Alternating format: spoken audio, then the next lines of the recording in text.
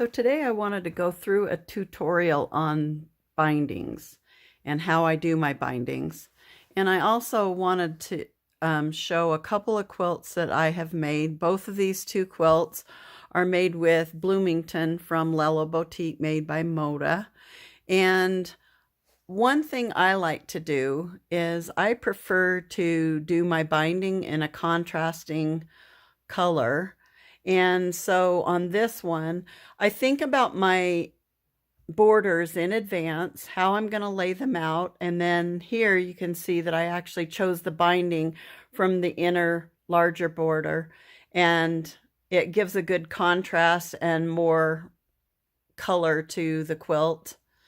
And I've also used both of these fabrics in the quilt somewhere. On this particular quilt, I am going to do the same thing. I'm going to use a contrasting binding, and the binding I chose for this one is another dot.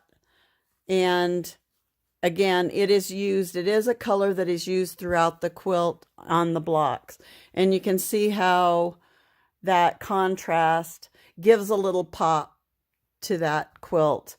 And if you don't want to do it that way, that's fine. Some people choose to do the binding in the same color as the outer border and not have it be distinct. So on my binding, the first thing I've done is I've estimated how much binding I need, and I cut out my strips into 2.5-inch strips. And you don't want to sew those 2.5-inch strips end to end because it creates too much bulk when you're trying to fold them over on top of each other to sew that binding and wrap it around. So what I do is we are going to line these up. So you're going to create a 45. And I just place them like that and rotate that around. Start and go from corner to corner. If you feel like you need to make a mark so you're on a true 45, then you can make a mark with a ruler. I've got a piece of tape here to line up, so I'm sewing them. And I just hold them into place like that and go from corner to corner. And then I grab my next piece and do the same thing, repeating that corner to corner on a 45.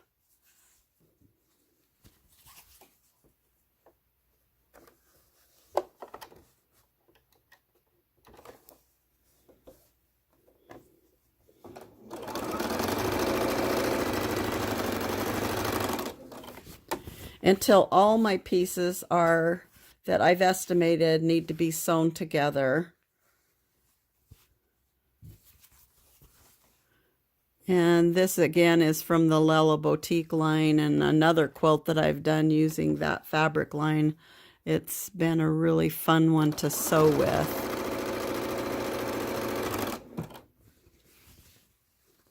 Then when those pieces are all sewn, I'm just going to trim, and you're going to cut a 1/4 inch to the outside to get that excess off.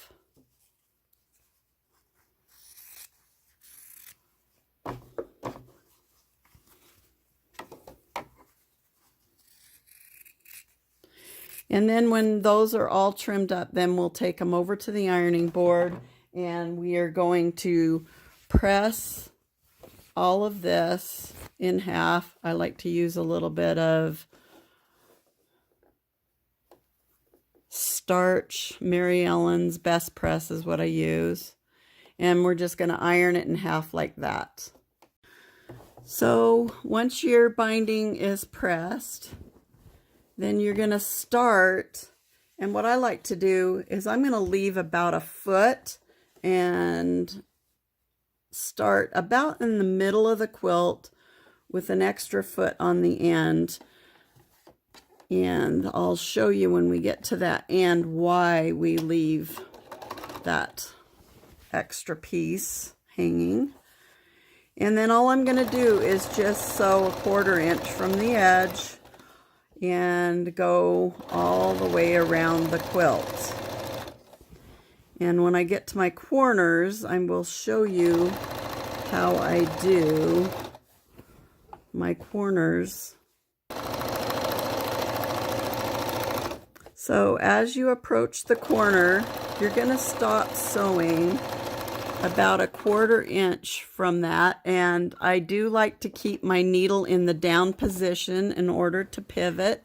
I'm just going to rotate around, and then what I do is I reverse off, and then I'm just going to pull it a little bit. Then what you're going to do is you're going to 45 that so that this is a straight line up from this corner here, and you can see how that's 45ing back, and then you're going to fold that so it's even with that edge, and then you're going to place it back under the needle a 1/4 inch from the edge, and just start sewing again down to the next corner.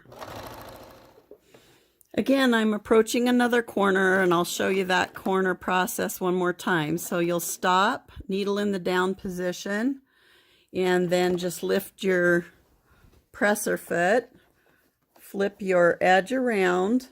You're stopping about a 1/4 inch from the edge. You're going to reverse back and go off the edge. I'm just going to take and flip this up so that these edges are sort of lined up there, and you got that 45 there. Then you're just laying it flat back over the top, this edge even with that outside edge.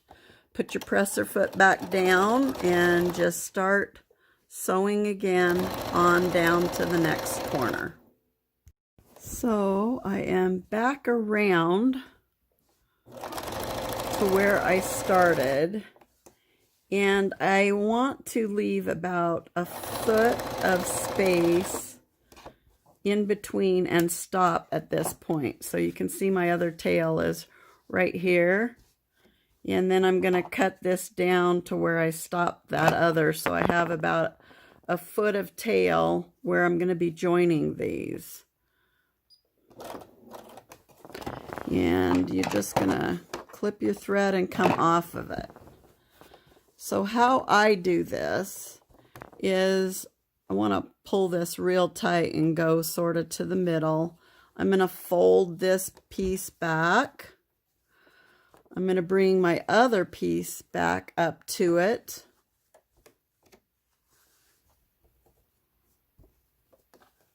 And you don't want any excess in there, so you want to make sure you're really, because your fabric tends to stretch as you're doing this. And I'm just sort of creasing those with my fingers. And you can see you've got those two pieces. So what I do is I'm going to, where that's creased, I'm going to open it up a little bit and just place a pin. I just want it to go through the edge of that, right at that crease. On that side. Same thing on this side, through the edge. I don't want to go through any other layers, just the one layer.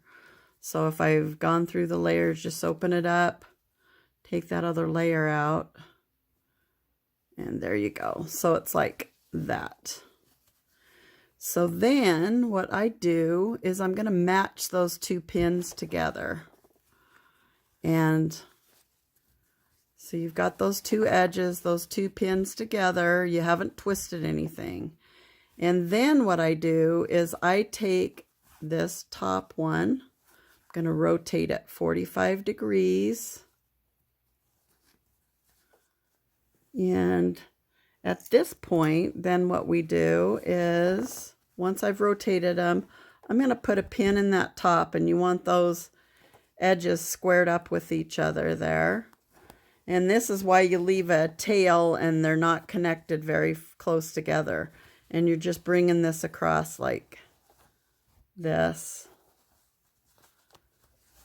And then I'm going to pin this bottom edge. And if you wanted to use a ruler to feel like you're really good and squared up at this point, you could.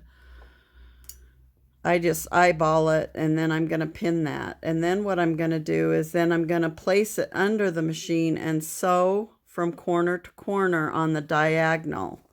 And this is how it's joining those without any bulk in it, so that you're going to not have bulk when you do your seams. And so I'm going to start at one corner and go to the next corner. I've just got those pins in there holding it. On a 45, I've got my tape line to make sure I'm going straight. If you wanted to mark it with a ruler, you could. And I'm just going from corner to corner and pulling my pins as I go. When I've used this method, I've never goofed up yet, but one thing I do is to make sure I haven't twisted anything, I'm going to pull this open like this and make sure that everything lines up before I trim those pieces. And then once you see that this is all lined up, that this seam is the way it should be, then you can unfold it, trim a 1/4 inch to the outside, like this. And then you're going to go back and start sewing it to finish off that edge. So I'm just going to finish sewing off that edge and make sure these seams are laying flat inside that binding as you go. And then after you get to the end, we'll come back and cut those dog ears off. So you can just trim those dog ears even with the edge.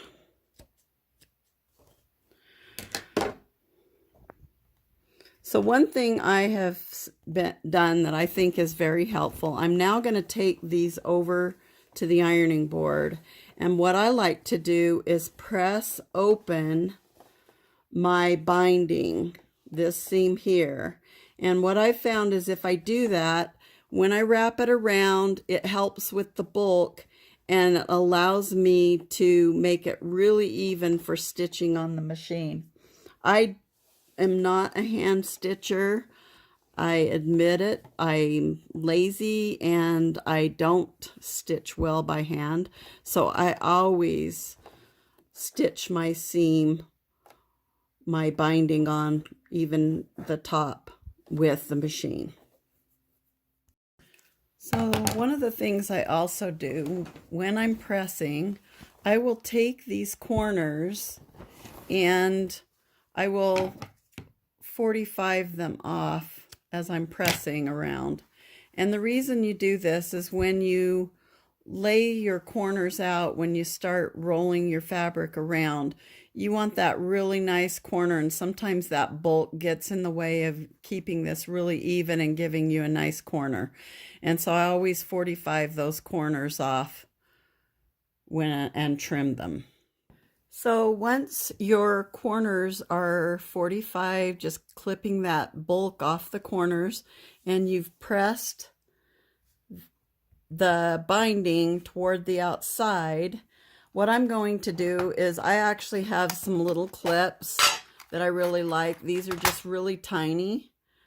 And I am going to start using these clips to hold my binding over. And so what I do is I just fold it. I use this clip and I try and just fold it really even.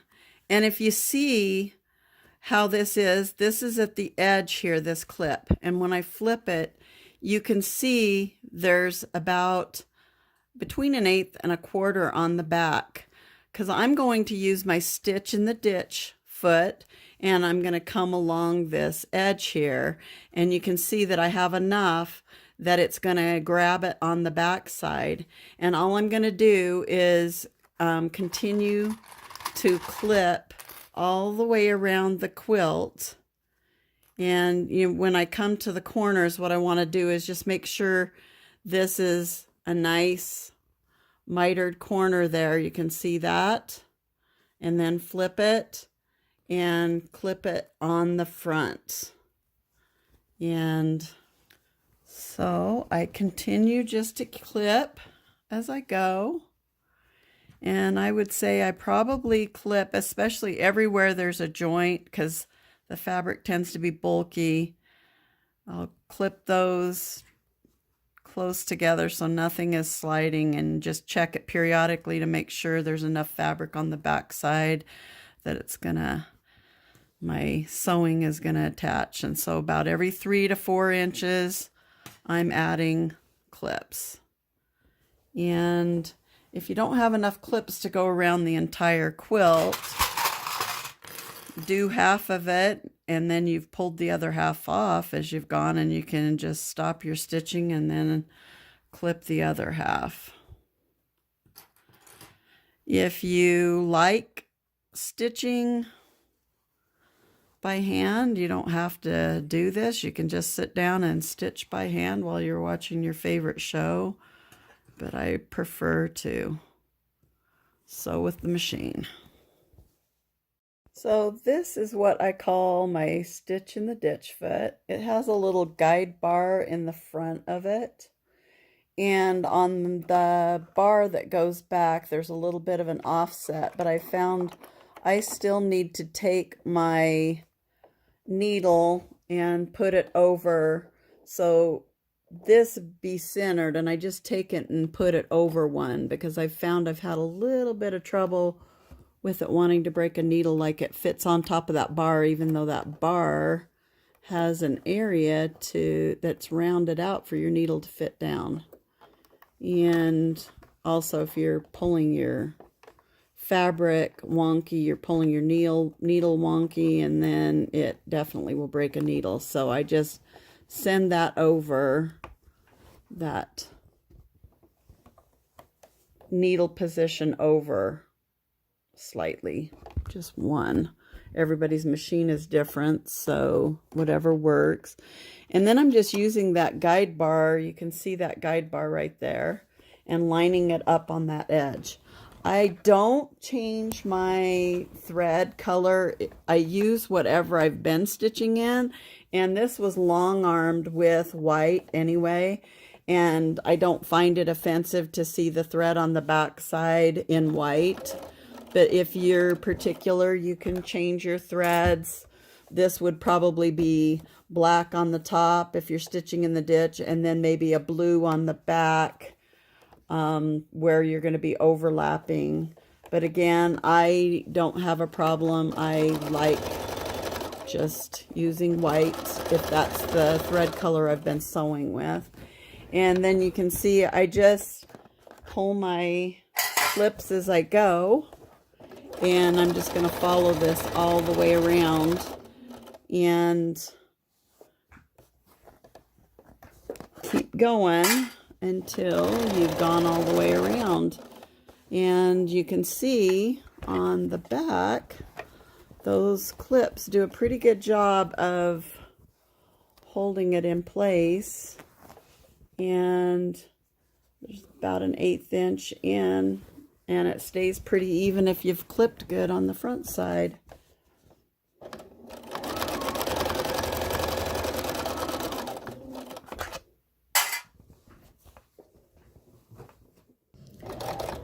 So now when I come to my corners, I am going to take and put my needle into the down position.